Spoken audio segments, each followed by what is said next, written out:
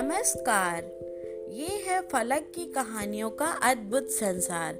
किस्सा कहानियाँ जिसमें हम लिखते हैं खुद को।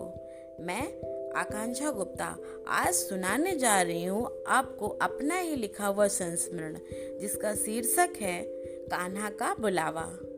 बात 2015 की है, जब मैं अपनी मित्र के साथ परीक्षा देने के लिए घर से निकली तो आगरा थी, लेकिन मेरे कान्हा ने मुझे मथुरा भी बुला लिया। मैं बचपन से अपनी दादी से श्री कृष्ण की बाल लीलाओं के किस्से सुनती आई थी। मेरी दादी श्रीमती कृष्णा देवी कृष्ण की अनन्य भक्त थी। उनको पति रूप में भी मेरे बाबा, जिनका नाम श्री कृष्ण था, प्राप्त हुए। दादी ने जीवन भर लड्डू गोपाल की सेवा की और अपने इकलौते पुत्र यानी मेरे पिताजी का नाम भी गोपाल रखा। अपने अंतिम समय में दादी 3-4 दिन ही बीमार रहीं। 27 अगस्त 2005 दिन जन्माष्टमी की सुबह दादी श्री कृष्ण में विलीन हो गई। तो दादी के द्वारा सुनी कहानियों से मथुरा और गोकुल घूमने की इच्छा तो मेरे अंदर बचपन से थी। तो मैं घर से निकली आगरा थी परीक्षा देने के लिए। मथुरा जाने का कोई प्लान नहीं था, यहाँ तक कि मुझे तो पता ही नहीं था कि आगरा से मथुरा सिर्फ 50 किलोमीटर की दूरी पर है। परीक्षा समाप्त हुई, हम बाहर निकले ही थे कि मुझे अपनी एक मित्र रुचि दिखाई पड़ी।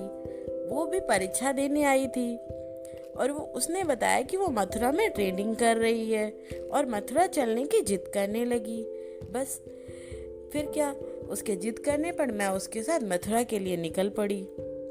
पहुंचते पहुंचते रात हो गई थी। दूसरे दिन हम मथुरा घूमने के लिए निकले। मुझे तो जैसे स्वर्ग का आभास हो रहा था। मैं बचपन से यहीं तो आना चाहती थी। कण कण में कृष्ण की छवि दिखाई दे रही थी। वो बचपन में दादी के द्वारा सुनी कहानियों वाला जो कान्हा था वो आज जीवंत हो रहा था। सबसे पहले हम जन्मभूमि मंदिर पहुंचे। वहां दर्शन करके हम गोकुल नंदगांव के लिए निकले। पूतना मंदिर, नंद भवन, ये पास में बहती यमुना जी की कल कल धारा, सब कुछ बहुत ही कृष्ण में दिखाई पड़ रहा था। मुझे हर जगह हर क्षण कृष्ण का आभास हो रहा था।